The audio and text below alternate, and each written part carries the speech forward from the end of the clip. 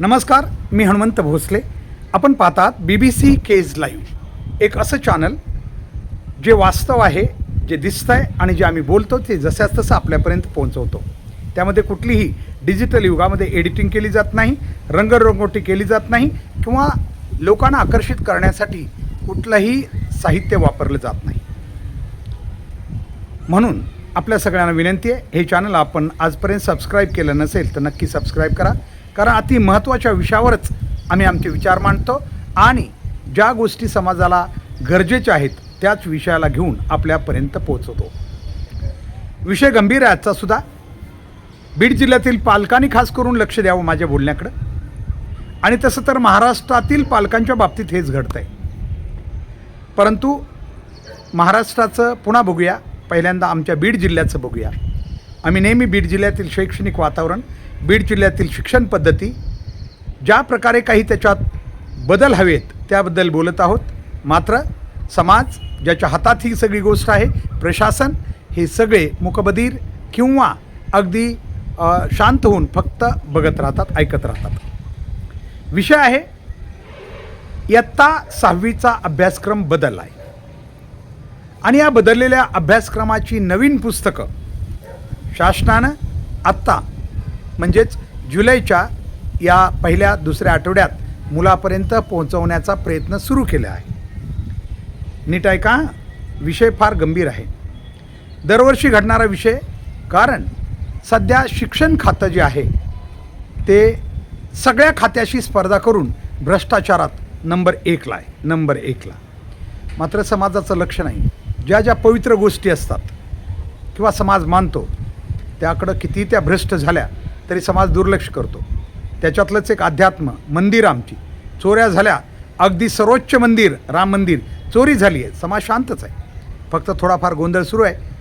हे जसा थोडा खवळलेला समुद्र असतो तो शांत होईल आणि पुन्हा याच्यावर कुणी काही बोलणार नाही. पवित्र गोष्टीबद्दल जरा समाजाची थोडी कमजोरी आहे, त्याबद्दल तो बोलत नाही आहे. का तर म्हणे जाऊ द्या, शेवटी देवासाठी आहे. तसंच इकडं बी आहे, शिक्षण आहे, पवित्र क्षेत्र आहे आणि म्हणूनच कदाचित शिक्षण खात्यानं या पवित्रतेचा फायदा घेत सध्या भ्रष्टाचारामध्ये इतर सर्व क्षेत्र, अगदी पोलिसांना वगैरे म्हणत असत किंवा इतर जे जे क्षेत्र लोक म्हणतात की इथं थोडा भ्रष्टाचार चालतो, त्या सगळ्यांना मागं चालून शिक्षण खातं सध्या नंबर 1ला भ्रष्टाचाराच्या शिखरावर आहे. विषय तो काही भ्रष्टाचार माझ्या बोलण्यानं किंवा इथं लगेच व्यक्त होण्यानं कमी होणार नाही. कारण समाजाचंच अभय त्या विभागाला आहे. जे भ्रष्टाचार सहन करतात, कोणी शिक्षक असतील किंवा त्या याच्यातले, ते तर काही त्यांची कमजोरी असेल म्हणून ते कदाचित अगदी साध्या साध्या गोष्टीला ऑफिस पैसे घेत आहे. अगदी कुठल्याही संच मान्यता असतील किंवा इतर कोणत्याही गोष्टीला किंवा कुणाचं काही प्रमोशन असेल वगैरे वगैरे सगळ्या गोष्टींसाठी शिक्षण खातं भरपूर पैसे घेत आहे. कारण का घेत आहे? कारण शिक्षक देतात, प्राध्यापक देतात. ते का देतात?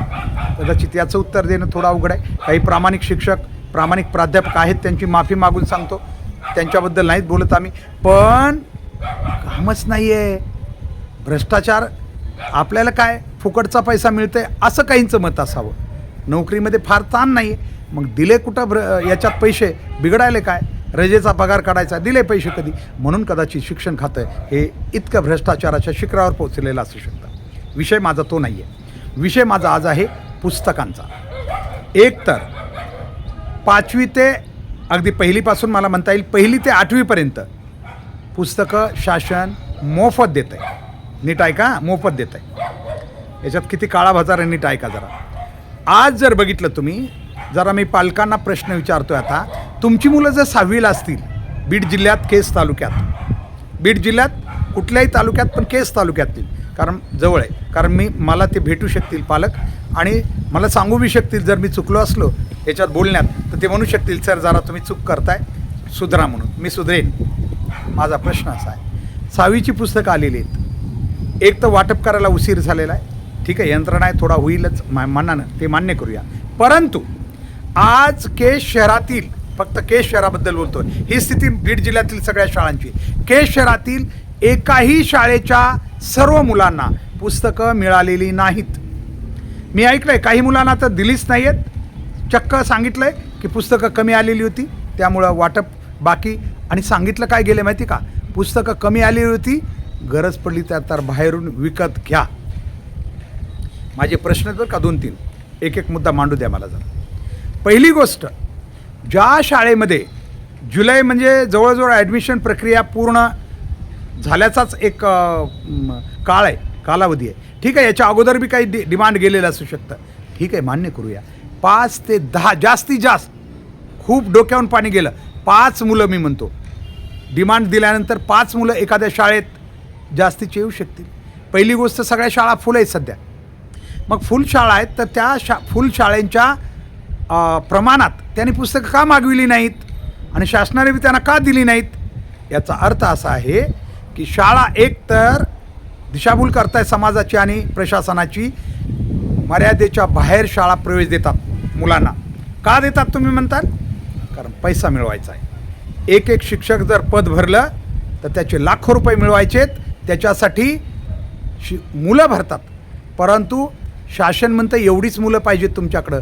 ती मर्यादा तुकडी चिकडी पाळत नाही, त्यामुळे ही मुलं एक्स्ट्रा होतात आणि मग त्यांना पुस्तकं द्यायला शाळा कमी पडते. अशा शाळांना आमची एक विनंती आहे, बाजार करायचाच शिक्षणाचा. पुन्हा एकदा सांगतो मी, या प्रशासन व्यवस्थेमध्ये, समाज व्यवस्थेमध्ये काही चांगल्या शाळा आहेत, प्रामाणिक शाळा आहेत, प्रामाणिक शिक्षक आहेत, प्रामाणिक प्राध्यापक आहेत. त्यांची माफी मागून मी हा व्हिडिओ करतो आहे. त्यांनी लय मनाला लावून घ्यायचं नाही. ही सगळी गोष्ट त्यांच्याबद्दल आहे. जे मी बोलतो आहे ते प्रत्यक्षात त्यांच्याकडं पाहायला मिळतं. मी सांगत होतो की का पदं भरतात तर शिक्षक भरायचे. अशा शाळांना आव्हान आहे आमचं. का जास्तीची स्वतःहून का तुमची हिंमत नाही मग त्या मुलांना पुस्तकं द्यायची? द्या ना, मग मुलं भरायचेत ना. शिक्षक भरण्यासाठी, पदं वाचविण्यासाठी तुम्ही इल्लिगली मुलं घेताय, तर मग आता त्यांना पुस्तकं देण्याची जिम्मेदारीसुद्धा तुमची आहे. पालकांनीसुद्धा हे लक्षात घेतलं पाहिजे. तुमच्या मुलाचा TC एखाद्या शाळेनं नोंदवून घेतला आहे तर त्या शाळेची जिम्मेदारी आहे की तुमच्या मुलाला सगळी पुस्तकं तात्काळ देणं. आज सगळी अध्यापन प्रणाली बंद आहे 6वीची, जबाबदारीनं बोलतो आहे. आणि जरी सुरू असली नवीन पुस्तक आल्यानंतर तुमच्या मुलाला काहीच कळत नाही, ज्या मुलाकडं पुस्तकं नाहीत. मी 6वीच्या सर्व पालकांना आवाहन करतो, तुमच्या मुलाकडं पुस्तकं आहेत का बघा जरा. नसतील तर तुमचा मुलगा ब्लँक आहे, काहीच शिकू शकत नाही. कारण आजच्या नवीन अभ्यासक्रमामध्ये समोर पुस्तकं असली तरच तुमचा मुलगा वर्गात शिकू शकतो. म्हणून जर पुस्तकं तुमच्या विद्यार्थ्याकडे नसतील, ही बाब गंभीरतेनं घ्या, तर तुमचा मुलगा काही शिकू शकत नाही. पुन्हा सांगतो, समोर पुस्तक असल्याशिवाय नवीन अभ्यासक्रमाच्या जे एक्झरसाईज दिलेले आहेत खाली, त्या पूर्ण होऊ शकत नाहीत. आणि म्हणून तुमच्या मुलाकडं पुस्तक असणं गरजेचं आहे. आम्ही काही मुलांना विचारलं, एक तर काही शाळेतील अनेक मुलांना दिलेलीच नाहीत.